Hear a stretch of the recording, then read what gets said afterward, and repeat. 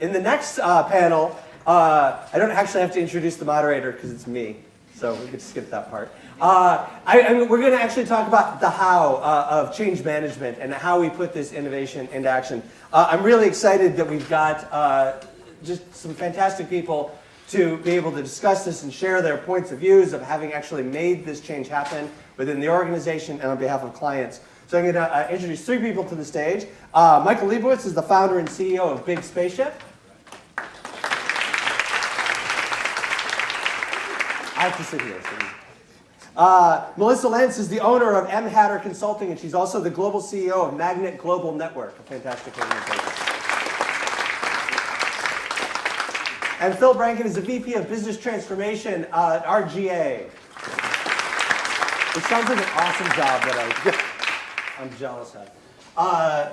Great to see all y'all. I didn't get to, we were too busy making people change seats to talk in advance, but we talked on the phone a while back. And what I would love to do actually is I want to start off through the prism of just having you guys introduce yourselves, what you do, your background just a little bit, not going too deep on it, but and how it applies to change management. You want to kick off, Philip? Sure. As Tim mentioned, I'm the VP of Business Transformation. That means I lead a team of consultants, strategists, brand designers, and brand strategists to help companies kind of figure out what they need to be when they grow up, or hopefully keep them growing up. As probably many of you know, RGA is a company that makes really interesting things, but our team was developed in various forms over the last 6 years to help companies grow the conditions which cool stuff and interesting stuff and innovative stuff could be made. So what we look to do on our team is build lasting impact. Yeah, specific innovations, new projects, new services, those come and go and grow on their life cycles. We're really focused on building teams within organizations that could help create that legacy of sustainable value to go on. So we tend to do corporate leadership, corporate vision, a little bit of org design at times, a lot of brand design, and helping companies either build the new brands or reinvigorate their current brands to help point the direction that the rest of their company needs to go in. Hey everyone, I'm Melissa. I'm like trying to figure out, you know how like Meghan Markle sits like in a really elegant way with her, I'm like trying to, so if I'm squirming, that's what I'm trying to do. She doesn't sit in chairs that are this poofy. No, so she doesn't, but she does this why. thing. She has people to sit for her in chairs like that. Exactly, so I'll nail it by the end of the 30 minutes, I guess. So as Tim was saying, I have dual roles at the moment. So I'm the owner of M.Hatter Consulting. We work with agencies and brands really focused on organizational strategy and growth management. And then I'm also the global CEO of Magnet, which is a wonderful group and network of independent agencies from around the world. And as agencies are navigating the new landscape, it's really fascinating to see from different regions and different specialties how the agencies are tackling and evolving and really trying to service their clients for today and for the future. Excellent. And I'm Michael Lebowitz, hi, founder and CEO of Big Spaceship. We were once known as a digital agency. We're still an agency. We don't say digital anymore because it's sort of like protesting too much at this point. We're about to turn 19 years old, I think, on March 1st. And we've been doing that as an independent group for a very long time. And we realized that we had built a system that allowed us to adapt over time. 19 years is filled with endless disruptions, large and small, and I have this beautiful slide that I can show everybody sometime of us plotted on internet history. And really, it's we predate social, we predate mobile. We're only a year younger than Wi-Fi being standardized. So what we realized along the way as we were in this constant state of adaptation is that actually the system that we had built for ourselves by falling on our face over and over, we could help clients not just do it by falling on their faces over and over, it actually could provide it as a service. So what we say about ourselves now is that we're a little bit different than most agencies in that we come in earlier upstream and we can help our clients really define the problem set, the blockers, and structure potential solutions. So we come in earlier than an agency, but we stay longer than a consultancy because we can actually execute on the solutions. And we do this all through an organizational design that allows us to do a great many services at a very small and nimble size. We're about 100 people. So all of you are doing this and doing it in a different way, and I find it fascinating because so many times you go to innovation conferences, and it feels like people are talking about why everybody needs to change and what the innovation imperative we have to change. But the how is a really tricky thing. When we talked about this panel, I thought a simple way to get to some practical, useful information would be if we could brainstorm a little bit about what are some of the barriers that you guys have experienced in terms of getting bigger organizations in particular to change, because oftentimes not everybody believes the same thing. So unless you can force them to do it, how do you change? So just spit it out, because I'll use this to guide the rest of it. What are some barriers that we have to change? Oh, wow. The stock market. Stock market. 3-month thinking is Yep. antithetical to long-term sustained change of any kind. That's a good one. I think identity crisis, both on an individual and on a business level. Solid. Lack of intent and purpose. It's a lot easier to innovate when you have a bigger picture you're kind of working towards. Yeah, lack of beacons. Yeah. Yeah, I agree like with that. Ambiguity and discomfort with navigating that. Misaligned incentives and siloing in general is the death of all organizational design structures, vestigial ones. Misaligned incentives. Philip, you got one more? I think the problem that all these kind of fit around is like the intangibility that companies can't deal with. You know, when you look at the basis for all of these things, whether it's the stock market for most established companies or organizational design incentives, they're all based around very tangible, specific things that everyone can kind of grasp on a micro picture. They don't necessarily add up to a good macro picture then. So, okay, so now we've got an agenda. We have 6 different topics here that we just put out, right? 3-month thinking, identity crisis, lack of intent and purpose, ambiguity. Almost barely read my note on ambiguity, which is ironic. And misaligned incentives and the intangibility. So now I'd like to ask you, like, how can we effectively overcome those? What are some ways, especially let's start with 3-month thinking, because it is very hard. Everybody in whatever organization you're in, you've got a job to do already, right? We get paid for that job. We have clients asking us to do that job. We have expectations. And now we also have to change and do something different. I mean, in one way I'll say, to caveat this at the beginning, I think we're a little fortunate because my team tends to work with 2 kinds of companies. Either companies that go, oh shit, we're screwed, we need to do something. So they're already facing disruption or some kind of existential threat. Or forward-thinking companies that are smart enough to know we're doing pretty well right now, but this could all go away in a second.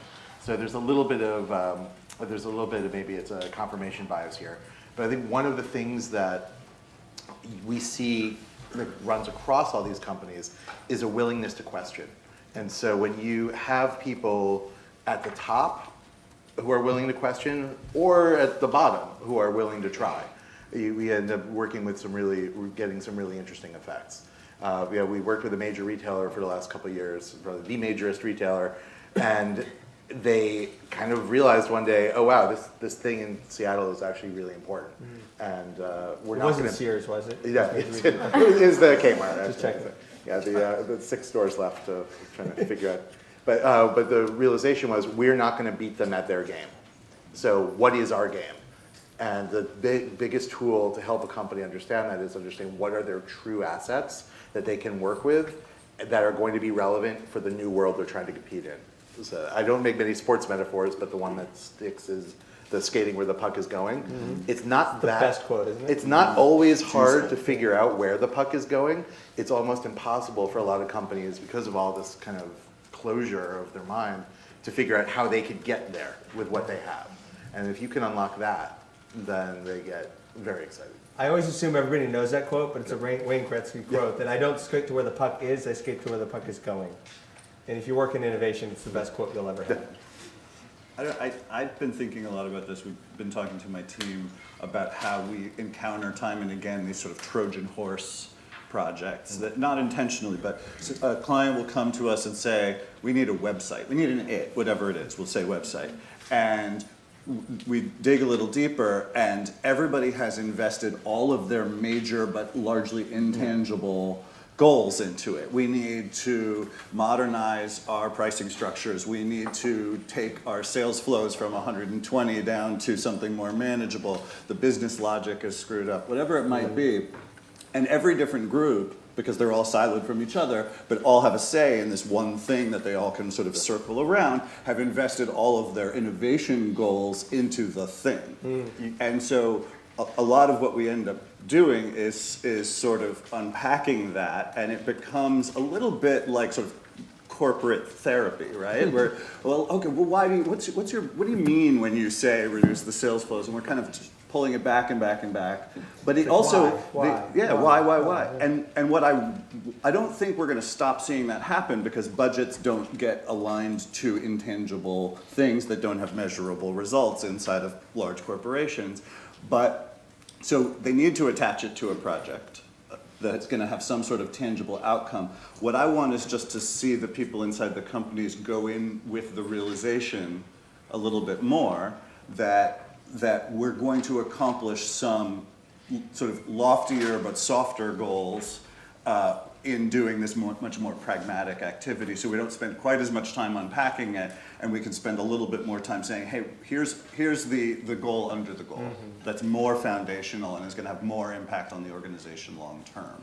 And I think that'll be maybe a slightly improved. I'm innovating on it by taking it just incrementally forward rather than saying we can solve the whole thing. It's easier to do.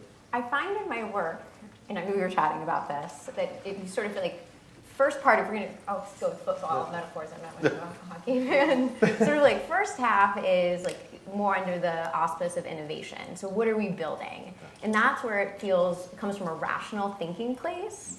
And so I find, at least with the executive teams that I work with, you can get aligned on goals. People are excited about that. You can iterate around different beachheads of how you want to do that. What I find fascinating is the second half, that's where the real change management piece comes into play, because that's when our humanness comes out, and you have to look people in the white of their eyes and make people uncomfortable. And I think Michael's 100%, like that's when you become a coach, you become a therapist, and you have to get to what does change mean? And for certain departments, certain organizations, down to the individual level, change means something different.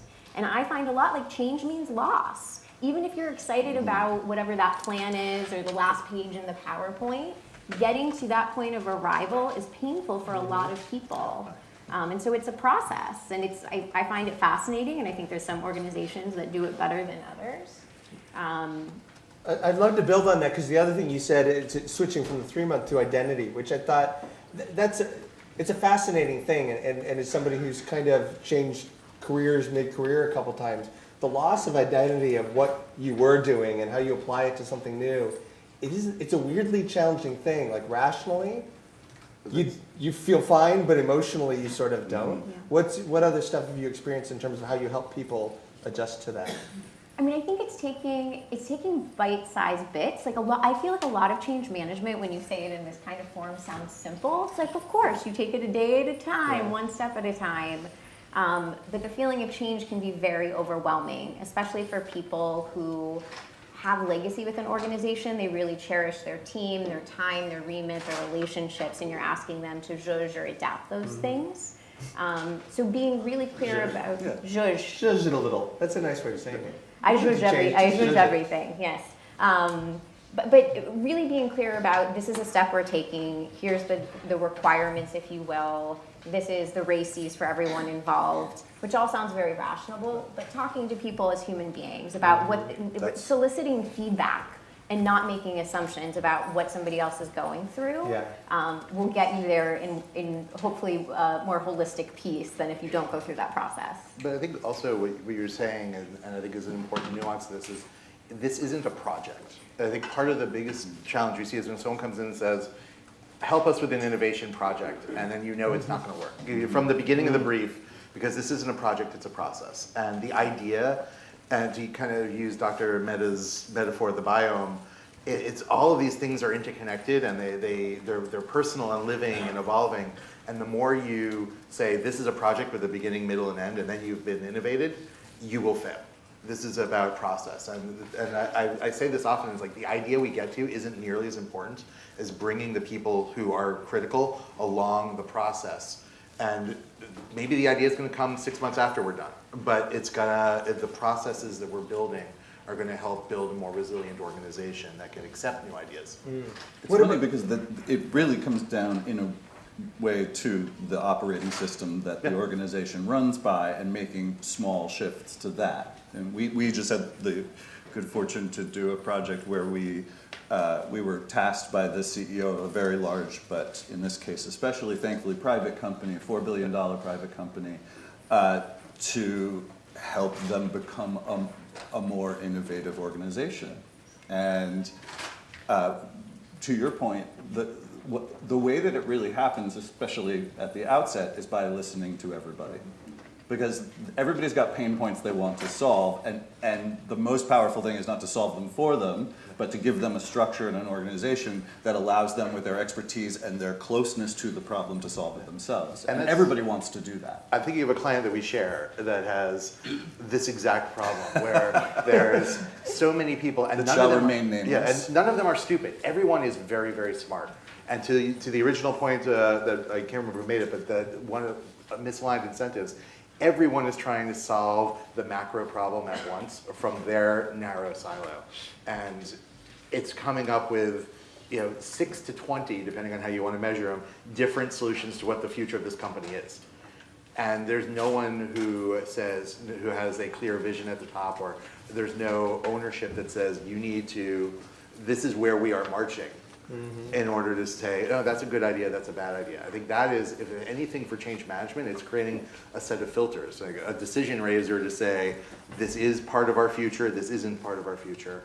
And not to say you shouldn't do those other things, but these are the things we're going to accelerate because that's important. You guys are so good at transitioning to the next thing all by yourselves. So, because the next one that you called out was a lack of intent and purpose. Yeah.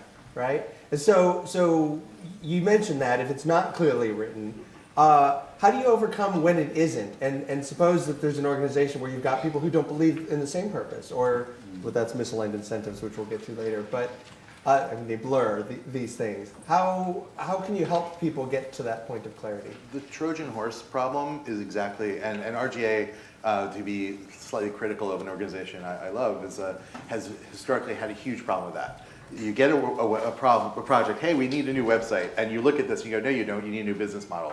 Unfortunately, the person who is putting out the RFP is not usually qualified. Great, we'll talk to somebody else about the website. I mean, that's why this team was developed, in order to be able to go up to that level and say that.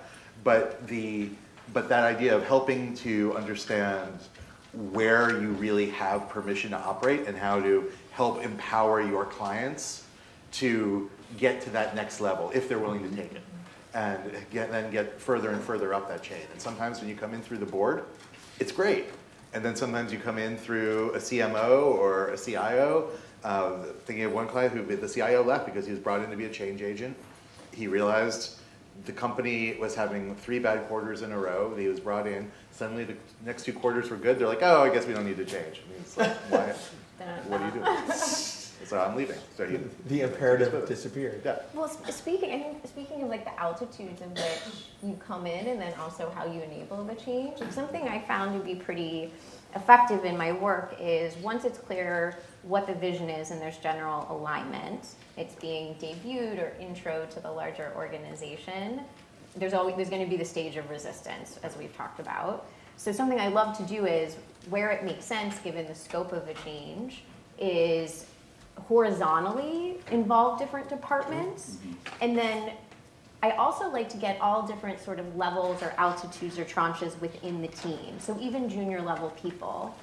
Reason being is when you're going through that resistance phase, it's very human nature I found in my work is that you want to create an us versus them. So us versus them could mean a lot of things. It could be management versus the employees. It could be the new guard digital versus the analog. And some of my international clients, it's the people that are much more comfortable speaking English versus the native speakers. But that us versus them starts forming, and it's harder to converge and create change in a meaningful way. So if I deputize or create lieutenants, as I say, throughout the organization. And so if you have the SWAT team that's involved and in the know, they naturally are going to have a cluster of people that gravitate towards them. It's going to feel like the whole organization's involved. There's more transparency on a regular basis versus having some big town hall. On a regular basis, the organization's moving forward, and people people you trust are involved in it. And that's been pretty effective. Yeah, I think you can kind of take a two-prong approach, and I'm sort of thinking of two different things that we've done, but I totally agree with that. A lot of times, the town hall will never work because it's basically like, here's all of the politics without any chance to valve them out all at once. In the case where you can't necessarily deputize because it may be too overt, or it may be somebody's been selected and somebody else hasn't, just in interviewing people, you don't present it back in terms of what rank and serial number is, but we'll interview 30, 50, 100, 1,000 people within a company and surface the themes. And by surfacing all the themes, I'm sure this is basic stuff, but everybody can then see something that they relate to in those themes, and we get much more value in kind of pulling people together at the outset. Another thing that we've done that I think is pretty interesting is creating an actual artifact that's a beacon in some way. That, at one point we did a thing where we were tasked with kind of imagining the future of the industry, and this is a very engineering-driven organization, and as engineering-driven organizations go, they just kept adding things because they could to all their consumer stuff, and they had features nobody wanted and a horrible user experiences and such like. So we did some research on 5-10 years out, and we designed sort of 3 beacons that were never going to be implemented. These were not interfaces for them to engineer. It was just an example of what things might look like so that the whole organization could have very simple things. They were just presented as videos with some context behind them to point towards. And that gave them a little bit of a rallying point to say, oh, that's what a good experience looks like. That's why tangibility is so important. Exactly. So being heard and then something tangible to aim towards in concert really works well. Well, so ambiguity is the next thing to go over. You've transitioned yet again. You keep using the word beacons, and to a tech crowd, they're probably thinking of tech beacons. It sounds like something you do. It sounds like a word you probably use it a lot. Right, and how do you define beacons and the way that provides or overcomes ambiguity? It's anything that can rally people. With the CEO that we just worked with 2,000 employees, I think he has. It was really, it came down to, there was nothing particularly technical about it, although they're in a very highly technical industry. It was, you need a new operating system for your organization. It's a legacy business in a legacy industry. And so we ended up rewriting their mission, vision, values. We gave them a 2020 moonshot, because everybody wants a moonshot kind of thing now. But it was something. It was a tangible behavior that the whole business could orient itself towards. And then because their whole thing was how do we sort of future-proof ourselves talent-wise, we even went down to the level of rewriting their boilerplate job descriptions. So they were feeding a different kind of talent into the organization. So it was sort of lots of different altitudes. But we didn't create any sort of technical thing. We just really helped them change the sort of superstructures of behavior within the organization. And that's just as much of a beacon. What's our mission? Yeah. Because most corporate missions no one knows them within the corporations. Their values, you'll walk into these giant corporations, and they have the values in the lobby, and there's 47 of them. Nobody could recite them. But that way they're not everyone's actionable. Right. Yeah. The one thing I would add to that is that I would take that kind of beacon statement, a couple of beacon examples that or phrases or experience principles or whatever works for your organization. But then I would also look at non-competitive, or non-internal, possibly competitive benchmarks. Mm-hmm. And that was a very effective tool that if you identify the 6 to however many experience principles that you're trying to build within your company around, then you say, okay, who's doing things like that? and you build real criteria for success, you build real measurement tools, and you say, well, if speed and convenience is two of our most important attributes, the Chick-fil-A's order online and pick up in store works really, really well. If we're going to do something, it has to be at least as good as that. If you're saying something that's going to be about relevance and transparency, the way that Uber lets you know exactly where your car is a beacon that we can use. So it isn't. You don't have to come up with all the ideas at once. You just have to identify the kinds of tools you are trying to beat, or at least be in the same league with, and then constantly update them. We had one client, and I was really shocked by this when we went to the product office, and they had printed out this what we call the Plinko board. Major statement on top, experience principles, and then little KPIs, and then examples. And they print it out, and they constantly update the examples. And because anytime someone finds something really cool, they say, we need to beat that. And so that became something really tangible to help them make that progress that everyone's aligned around.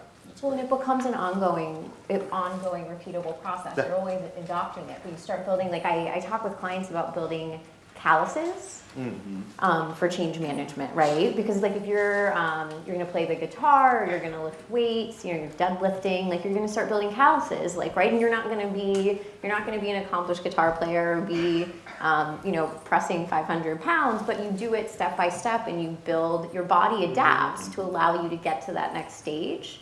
And so dealing with ambiguity, putting together some repeatable processes that you evolve, you start to build a culture where that becomes something that's easier and it has momentum to it and everybody's a part of it. So we ran out of time, unfortunately. We knew when we did our call to prep for this lasted twice as long as the panel. And so we knew we'd run out of time. We could write a book with all the stuff. There's so many good thoughts. I actually have just tons of pages. We didn't even get to the last two topics of misaligned incentives and intangibility, but covered it a little bit. I want to say thank you very much for your participation here. I don't think we have time for questions. I lost Lisa, so they'll have no time for questions. I just saw that come from the back of the room. Thank you very much to the panel. Give my hand. Thank you.